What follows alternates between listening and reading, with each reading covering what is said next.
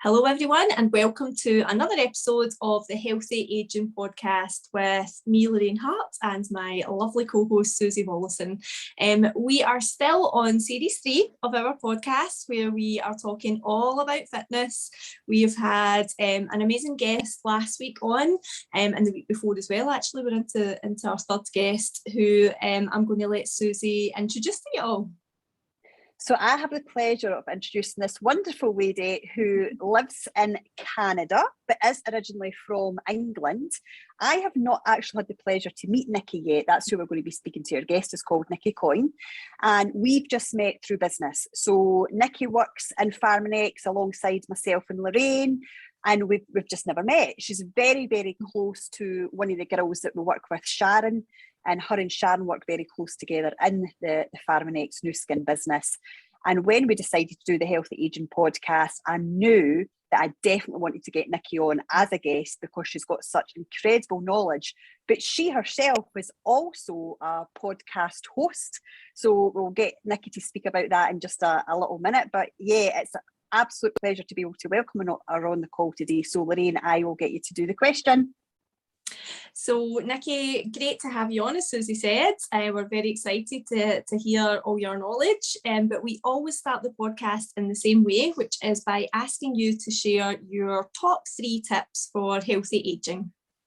Well, what a huge subject. And can I say thank you so much for inviting me to be part of this podcast.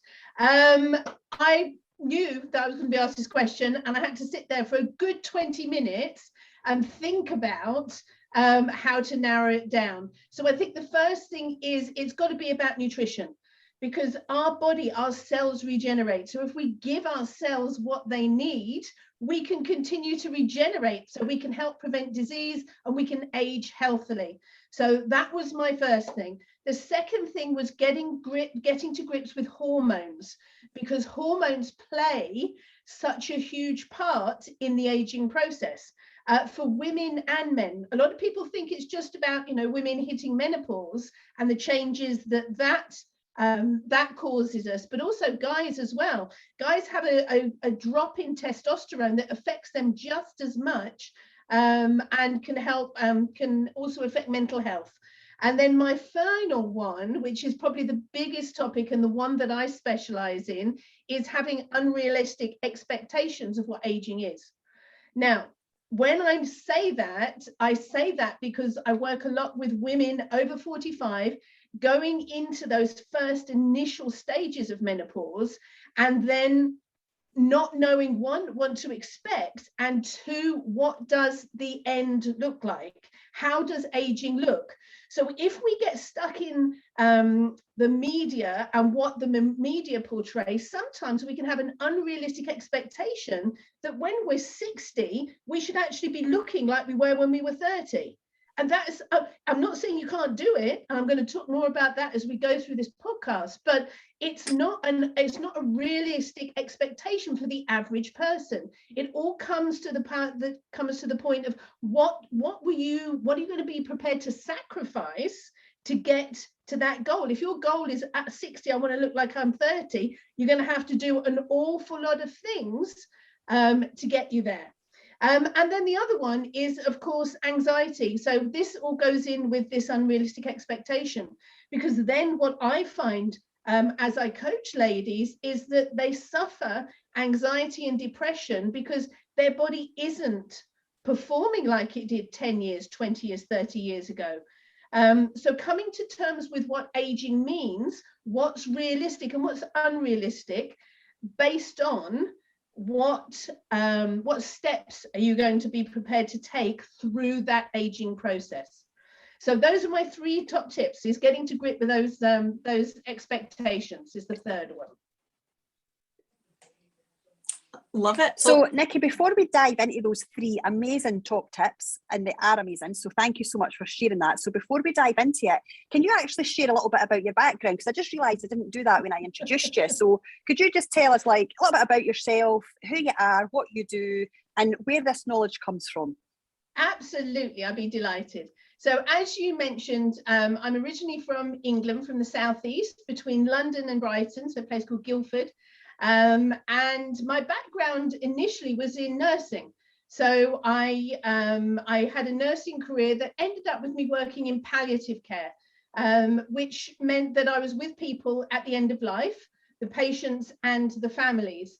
And what I always say to people is I think that had a really big impact on me, because I think something that you hear over and over again at the end of life, people say two things. It doesn't matter their race, their religion, their age, their sex, it's the same two things. I wish I'd looked after myself better, and I wish I'd told people that I loved them more. So I think when, I'm going to give my age away now, I don't mind, you can know, I'm 54. When in the 80s, probably late 80s, early 90s, I was in a leisure centre in the southeast of England with my daughter, who was about 6 months old, and we were going to Tumbletots. And we walked into this community centre, in this leisure centre, and I heard this thumping, like club music, and I could hear all this like cheering and everything. And I thought, that's not Tumbletots. So I thought, I'm just going to go and have a look and see what's happening in there. And as I stuck my head around the door, I saw my very first step aerobics class. And ladies were there in leotards, yes, leotards, leg warmers, the old sweatband, all of that. And you know what? This was a big turning point, because I thought, I don't know what that is, but I know I need to do it. And more than that, I want to be the person on the stage teaching that. So I, over a period of time, made the transition from healthcare into disease prevention, because what I began to realize as I made my way into the fitness industry is that I could affect a lot more people positively before they got sick, rather than treat that one person when they were sick and dying. You know, I'd loved that. I'm not saying I didn't, I absolutely loved it, but actually if I can stop people getting into that position by educating them on how to make healthier choices, then that's what I wanted to do. So that's where my fitness career started. I managed Cranby Leisure Centre. I will say that, I'm so proud. I was the aerobics coordinator there for nearly 10 years. And then my husband and I decided to move to Canada for 2 years, just to have a little bit of a life experience, as he'd been offered a job here. And so I very fortunately met somebody, the universe just arranges these things, teaching a class one day, teaching a body jam, which is a dance-based class. And I met this lady who we got on really well, and she said to me, you need to come and work for me. And I was like, well, I don't know, I'm only here for a couple of years, I'm just going to teach classes and have fun. And she said, no, come and see me. And she was the, I know she was the, I'm going to try to remember, she was the vice president at that stage, the vice president of the Canadian Fitness Professionals. So I ended up working there, and I still work there now on a part-time basis, and I help with certification development, so developing certifications coming into the Canadian fitness industry, working closely with mapping standards, so all of the educational standards around personal training and fitness instructing. I map those standards around the world on behalf of the Canadian Fitness Professionals, and I still continue to teach and educate. So I train people also to be personal trainers and fitness instructors. That's a big part of what I do.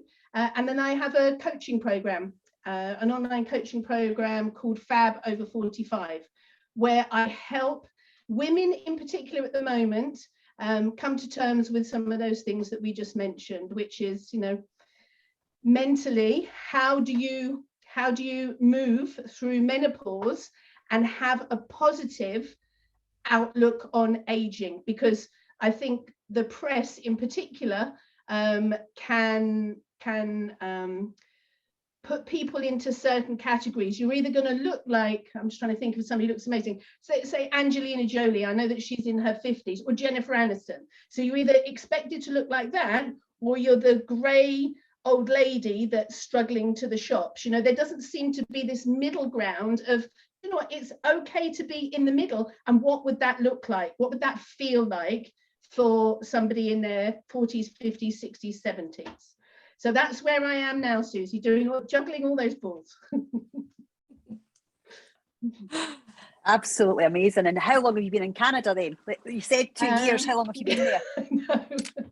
And I know you're moving to the States, so watch out. 12 years.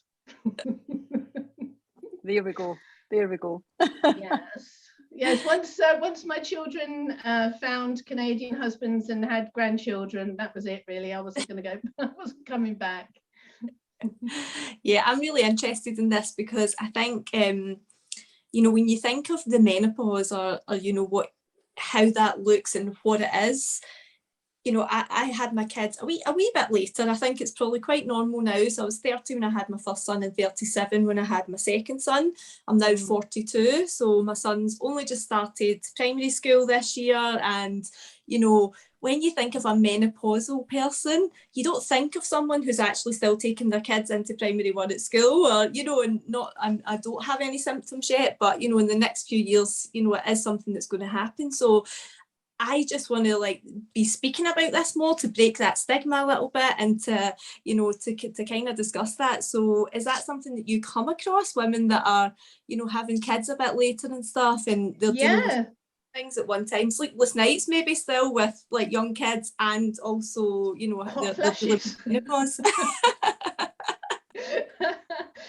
It's definitely getting more common. And the reason that I put because it went backwards and forwards with ages, but when you look at the studies, the average age where a woman starts experiencing those premenopausal symptoms is about 45. That's when your hormones begin to dip. Now, of course, everybody's different. And everybody goes through menopause at different ages and with different symptoms, but you can definitely see at 45, one of the things that is the most common is that an extra 1 or 2 pounds in weight, not that that's a bad thing, but I'm just going to say this is one of the things that people notice. You can gain an extra 1 or 2 pounds in over a month, and those symptoms and those hormonal changes, you can make some adjustments. You can increase your activity, you can reduce the amount of calories, something like that, and you can generally get yourself back on track. As your hormones begin to decline, that gets tougher. So that's what most people notice, is that beginning to get those little extra pounds that are creeping on. And as I said, there's no I hate that there's so many politically correct terms at the moment about weight neutral and fat shaming and all of that. I have to be really careful, but fat isn't a bad thing, as long as we know that, unless it's causing disease. So an extra couple of pounds here and there isn't a problem, but that is one of the signs that your hormones are beginning to change. So that, and then digestive issues. That's the other thing I hear women talk about over and over again. Because as we get the decline in hormones, our digestive system begins to work differently. So it might be that you start to get heartburn more frequently, the bloating of the tummy, intolerances to dairy, coffee as well can be something that you've been fine on for years, and all of a sudden coffee gives you heartburn and gives you a little bit of a bloaty tummy. So those are the things early on that ladies are more aware of, and then funnily enough, by getting the education out there, they begin to think, oh, I think I probably know what's beginning to happen, and you can make some necessary changes. I had no idea about that, none at all. And what's really interesting, Nicky, we're on series 3 of the Healthy Aging podcast. Series 1 was all about mindset, series 2 was about nutrition, and series 3 is fitness.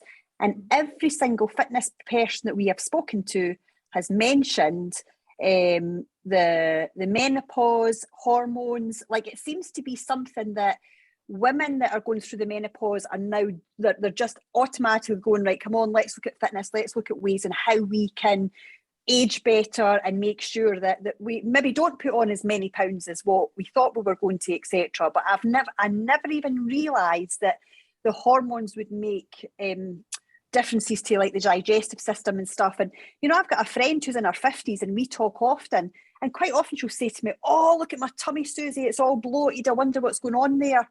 And now I'm like, oh my gosh, I wonder. And she's definitely going through the menopause, because she's seen a specialised doctor about it. And so it's just fascinating. And So I want to go back to... And can I say, Yeah, Susie, it's brilliant because it's fantastic that this is being spoken about. You know, for years it hasn't been, and I think we're in that window, that generation where we are looking at people, and obviously because everyone's so much more connected with social media and the pandemic and everything, everybody's been plugged in, that of course we're watching people age in front of our faces. I mean, if we go back and think about Joan Collins, only because I saw something with her in it the other day. I mean, Joan Collins, bless her heart, she never changed, did she? She just stayed exactly the same. She aged on TV in front of our faces. But there was never anything.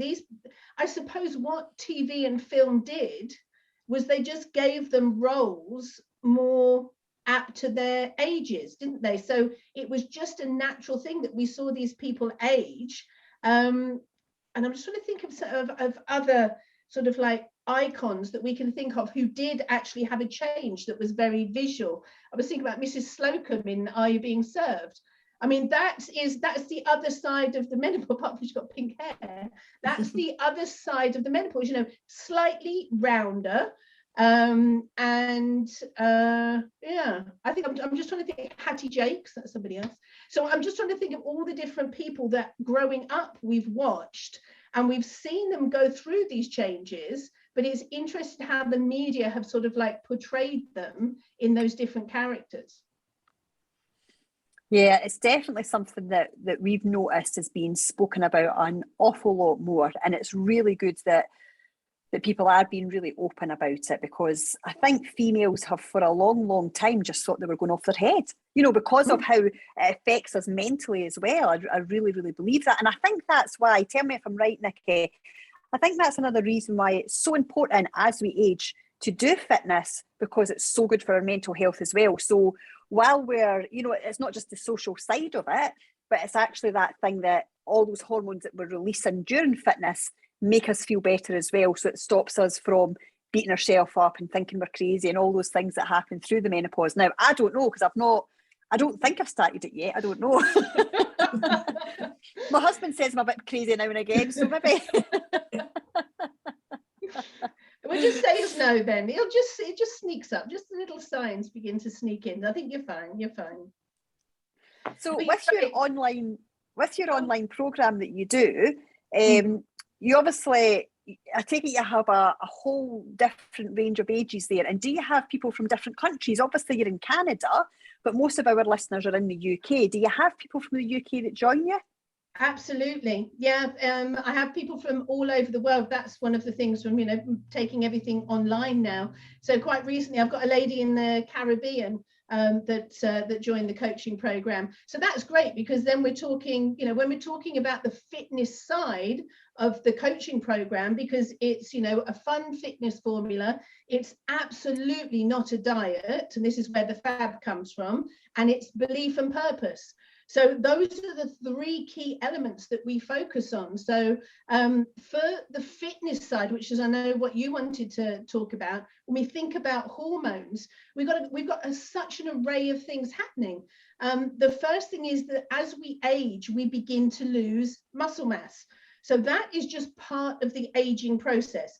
So if you're not doing anything, you are going to notice a decrease in lean muscle mass. And you're going to notice that those extra pounds creep on and your body shape begins to change. And there's a couple of reasons for that, because muscle takes up less room than fat.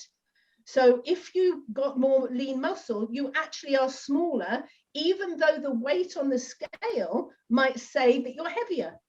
But then as you begin to have this change in body composition, and you increase by not exercising and that lean muscle mass breaking down, what replaces it is fatty tissue. Because if your nutritional plan isn't changing and you're not increasing your activity, you're just staying doing exactly what you were, you're going to find this body composition switch where you're getting more fat and less lean muscle. So what the average person, or I hate to say average, what somebody would notice is that their dress sizes are going up. Yeah, they're beginning to feel their upper body, maybe their back is getting broader. I mean, I have ladies that say, no, my rib cage has got bigger. Well, what is actually happening? This fatty tissue is being laid everywhere, because the number one killer, or they call it the silent killer of women over 55, is heart disease, because we lose the protection of our hormones that, you know, have been keeping us having the ability to run around, multitask, just like you were saying, look after all these children. And then these hormones begin to decrease, so our risk of heart disease goes up. So that can also play into where we start to store fat, because after menopause, during and after menopause, that fatty tissue, instead of being laid on the bum and the thighs, which it does when we're premenopausal, starts to be laid down in what we call the abdominal cavity, and it starts to be stored as what we call visceral fat. Subcutaneous fat. So we have two types. We have visceral fat and we had subcutaneous. So the visceral fat sits inside the abdominal cavity and it suffocates the organs. It wraps around the heart. So that is what causes us a huge amount of concern. That's the health risk. The wobbly bits that you get on your bingo arms and on your tummy and your thighs and your jiggly bits, that's not going to kill you. It's what we call subcutaneous fat. It's not attractive, and it's the cellulite that you see. But what's more concerning is what, as fitness professionals, we will use to measure somebody is girth measurement. So what is happening in that abdominal cavity? Because that's the fat that we want to start working with. So that's what people begin to notice. And what fitness does, and I have this saying with ladies, is you have got to be lifting weights that are heavier than your handbag. All right, because you can go into the gym and you can see ladies and they've got their 2 and 3 pound weights and they're there for, you know, an hour or so, and then they're walking on the treadmill, and that's all great. But if you want to make those changes to give you health benefits, to start changing and reversing your body composition, and as you pointed out, Susie, if you want those good growth hormones and those happy hormones, you need to lift heavy. So that's what we encourage.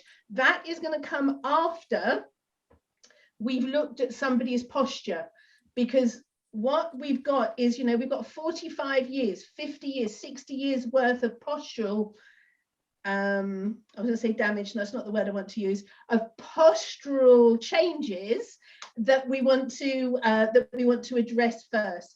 Because to do this safely, we need to make sure that somebody has a good, what we call set position. And I know, Susie, you're very, very, very used to this because of your CrossFit.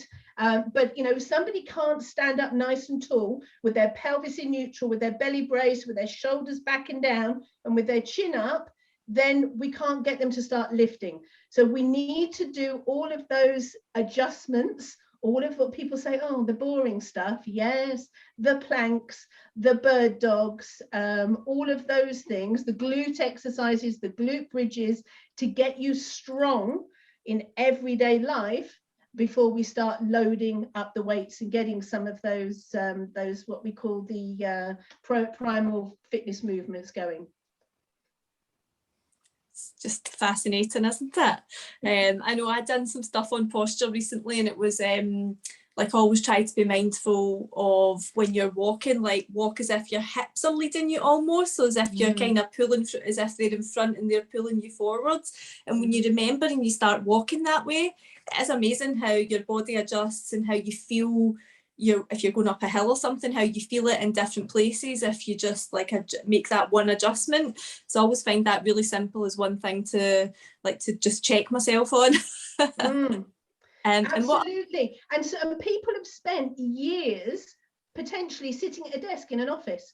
So what we have are these tight hip flexors, we have weak lower abs, we have lengthened hamstrings, and we have weak glutes. So in the industry, we call it upper cross and lower cross syndrome, because what is tight on one side is loose on the other and weak, and we need to strengthen that so we can pull everybody, so we can pull people back into this position, because you need to be strong, because joints are strong when they're stacked on top of each other, yeah, and the muscles are there to support it. So we need to have that posture before we can get anybody lifting anything. Otherwise we're just going to compound injuries, and that's not what we want. This is about healthy aging, as you ladies so rightly said. So the outcome to what I do and what we're talking about here is for people to be able to be able to, I'm just trying to think of the word I want to use, be able to continue through life and be able to be strong in the movements that are going to use every single day. So we call it ADLs, which stands for Activities for Daily Living. So people need to be strong in the activities that they're going to use daily. So one of the things that I would do, and I know all the coaches would do, is talk to our clients about what does a day look like? You know, what do you need to be able to do? Just like you said, are you still picking up children? Are you bending down? Are you lifting things? So all of those are movements you do every day. What our job is, and what we want to do as we help people age, is so that they can do those movements without fear of injury. So over here in Canada, you got to think about this time of year. We did have some snow a couple of days ago, but it's all gone. Snow shoveling. So we have a 4-5 month window where people have to shovel snow. Now, it might sound like fun initially, and it is fun initially, but when it's the end of January and the snow is that very thick, heavy snow, and you've got a whole driveway to do, and remember, people are going to have to do that first thing in the morning, so they probably haven't warmed up. So now we've got people going out with snow shovels on one side of their bodies. They've got a rotation here. So the chiros, the physios are jam-packed in January, February, and March with people who've got back injuries, because we only do that for, like I say, 4 or 5 months of the year, and then we don't do anything else. So getting strong so that you can do a rotational movement and a lifting movement would be where we start when we look at these activities for daily living. Amazing. Absolutely love it. And, you know, it's definitely something, you know this, Nicky, I'm not a coach at CrossFit, but I listen to what everybody's saying and stuff. And it's one of the big things when we do our induction, it's looking at how people move, so that we can help them to move correctly before they start lifting, etc. And I think most people that come through the door do not move correctly. Like a basic squat, people just don't even squat correctly. And then, you know, once you've got them moving as they should move, it's then broom handles. I mean, I was on a broom handle for months and months and months, and I was not allowed to progress onto a training bar until I had those movements exactly as they were meant to be for my safety, for all of that. And then eventually, you know, it's the training bar and then onto the proper bar and the weights, etc. And it's a really, really good way to go. But I mean, the squat is I don't know if it's the same for you guys, but certainly in CrossFit, the squat is one of the most basic movements that we have to master before we're allowed to progress on, just because it's such an important position as we age, you know. So do you have anything like that, specific ones, or is it individual to each person depending on what their background is, what they do?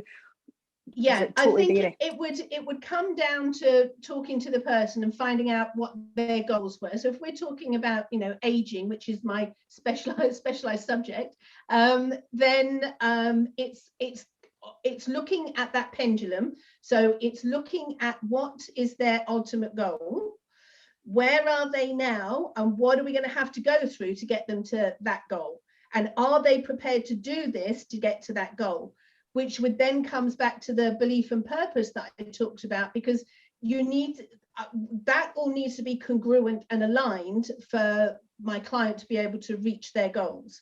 So that would be one of the first things we address. And then from there, you're right, we have what we call primal movement patterns. So you've got your squat, you've got your lunge, because these are things that the body needs to be able to do in any different variation to in daily life. Yeah, so we've got the squat, we've got the lunge, we've got a push, we've got a pull, we've got a rotation, and then we've got locomotion. So that's the moving. So those are the elements that I will work with, and everything else is based off those primal movements. And I mean, when you think about a hip hinge or a deadlift, pardon me, I would probably put that in there as well, because we need that glute activation. So I would say some sort of hip hinge as well. But yes, you're right, that's where we'd start. And then we'd look at what my clients' goals are and what are they prepared to go through to get to those goals. Because if you lay it out and you say, well, we're going to look at, you know, some caloric deficit, we're going to look at carb cycling, that means, you know, we need to really take you away from eating late at night and and then they might say, I don't think I can do that. And it's like, okay, well, let's adjust the blueprint. Let's adjust the blueprint rather than trying to make a square peg fit in a round hole where everybody's going to get frustrated. Let's adjust the blueprint. Tell me, you know, what, because that's the thing that I notice, and I know personally that at, you know, 54, 55, there's certain things I'm not prepared to compromise anymore. And that is, if I want to take my 3 grandsons out to ice cream, I'm not going to sit there and just watch them and feel deprived. I'm actually going to go and have an ice cream with them. And that is fine at my age. So, you know, knowing that, spending my 20s, 30s and 40s in deprivation, thinking, oh, I'm just going to have a salad. Now is, it's not that I don't have the willpower. I just think I know my belief and purpose. I know what my purpose is. I know where I want to get, where I'm going to be, what I want to maintain. And that's my own personal, you know, my own personal goal. So, and I'm happy with that. So I work with clients on setting those blueprints and then devising a map that fits in so that we can build a house that's got a lovely, strong foundation. You know, I'm going to share something which is completely off topic. Well, it's not completely off topic, it is a little bit, but for whatever reason, I'm being guided to share this. But obviously, Nicky, you and I and Lorraine, we work with the biophotonic scanner. We spoke about the scanner in previous podcasts. And I used to take the scanner to a lot of gyms. Like prior to lockdown, I was always in gyms. And I remember going to a gentleman once. He was the manager of a gym here in the UK. And I remember going into his office and he was sitting and he had his seeds and his nuts and all his healthy stuff. Like he was just surrounded with all this healthy food. And he was very much like, yes, I'm going to get a fantastic score. I'm very, very healthy. And, you know, and he was a fitness professional and he was absolutely convinced he was going to get a really good score on the scanner. Now, he didn't. He did not get a good score at all, like very, very low score on the scanner. And when I started to ask him questions, what I discovered was he was so fixated on being healthy that he'd actually stressed himself out. He would not have had the ice cream with the children. You know, there's absolutely no way. So his belief was that the only thing that he could do right was to exercise really hard and eat very well, and then he would age well. And I'm like, yeah, but stress has such a huge impact and mindset. You know, if you're actually in fear of how you age, then that isn't going to be good for the body. And it showed up on that scanner. You know, it's just, I was like, oh my gosh. And he really did eat very, very well and he exercised, but his mindset and his stress were all over the place. I just wanted to say to him, listen, dude, go and take a chill pill. You'll like, what a difference it's going to make to you. But he was so highly strung with it that even trying to say that to him, it was just like, no, there's no way I can chill out about this. I've got to make sure. And I was shocked at how... Isn't it sad, Susie? And I think that's something that I noticed that, you know, is a change that people have as they get older. I'm not saying everybody, and we're certainly not generalizing, but at some point you need to take time to enjoy this life. And it's everything, you're right, everything in moderation, exercise in moderation. And that will bring me on to my last tip when we get there, because that is my final tip, is exercise has to be fun. The biggest adherence to exercise success is fun. So if you're exercising, you're so right, with this negative mindset of it comes from depriving yourself. That's why diets will never work, have never worked, because it's all about the mentality. I'm going on a diet for a month. I'm going to eliminate, I'm going to restrict all of this stuff that I really like, actually. And then people do it. At the end of the month, they may have lost the pounds that they wanted, or, you know, dropped a dress size, but nothing here's changed. So the minute they finish their diet, they go back to their previous eating patterns. And guess what? They put on that weight plus more, because in depriving themselves, what they've actually done is they've started to reduce the amount of lean muscle mass they've got, because they haven't been eating enough calories probably to feed the muscle. So that's why we have these yo-yos in the diet industry, because of exactly that. If this doesn't change, nothing else will. So it's got to come back to enjoyment, living in the present, but planning. That's the key to all of this, is that foundation, that blueprint. What do I need to do to get to that goal? And then working with a coach, you ensure that they give you the techniques and tricks that you need to get there. Brilliant. Yeah. Absolutely brilliant. I think the thing with dieting as well, I have been on that yo-yo train for a long time in my life. So I think the thing as well, and you know, it's obvious when you look back, you do the diet, then you say, right, I'm going to go back on that diet, but first I'm going to have it this weekend and I'm going to eat everything that I've ever wanted to eat in my whole life.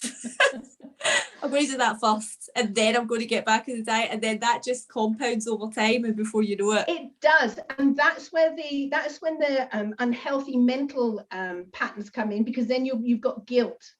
So now you've got guilt around the food that you ate, which then impacts you. So that's where, you know, the binge eating and all that sort of comes from, because it's that I'm going to do it in secret now. So no, be loud and proud that you're going to eat an ice cream or a piece of cake. You know, I know I'm eating cake, it's fine, I'll be great, I'm going to, you know, pick everything back up next week. So be present, enjoy it, and don't have any guilt around those days when you have, you know, you live in the moment and you have the ice cream. Yeah. Oh my gosh. Other guests on Mindset said that, didn't they? So it was, you know, they love coffee. I also love one coffee a day, and they used to be having the coffee thinking, I shouldn't be drinking this, it's so bad for me, I shouldn't be doing this, you know, but still having it. And then she changed their mindset, and you know, she was so thankful and grateful for the lovely cup of coffee, and you know, and it just changes the whole feeling around it, obviously, when you think of it that way. Chris came home tonight with white chocolate cookies from Marks and Spencer's. Have you had them before? Oh my gosh, they're absolutely divine. Do you have Marks and Spencer's in Canada, Nicky? There was, apparently, just before I moved here, and then they don't have them anymore. So no. Oh, so honestly, I have to wait until I get home, but I can imagine. Oh, they're totally. Next time you come back to UK, get to Marks and Spencer's, get the white chocolate cookies. Oh, they are so good. Have you ever had them, Lorraine? I have, yeah. Surprise. Do you agree? They're an absolute treat. They are amazing. Yeah, they really, really are amazing. So good. And that's it. Susie, you used the perfect word there. It's a treat. Something else that I really am conscious of is language around the fitness industry and the nutrition and the health, because things using the word treat is perfect rather than it's a cheat day. So I hear people say it's cheat day, and I'm like, oh, that gets me a little bit there. It's not a cheat day. It's a day that you're going to have some food that you plan to have, and it's a treat. You're going to have that lovely treat, just as you pointed out there. And then we be careful about how we lose weight, because you're not going to lose it. Where's it going? It's not going to be lost. You're going to. So a term that I like to use is release, because you can look at mindset, and there's lots of different ways that you can look at it. I love Bob Proctor. I love some of the stuff that Bob Proctor does, because he talks very frankly about weight loss and says it's a release, it's a mindset that you're hanging on to it. Actually, you need to change this. Once you change up here, you will release that weight. So language is key around fitness. Have you done any PSI work, Nicky?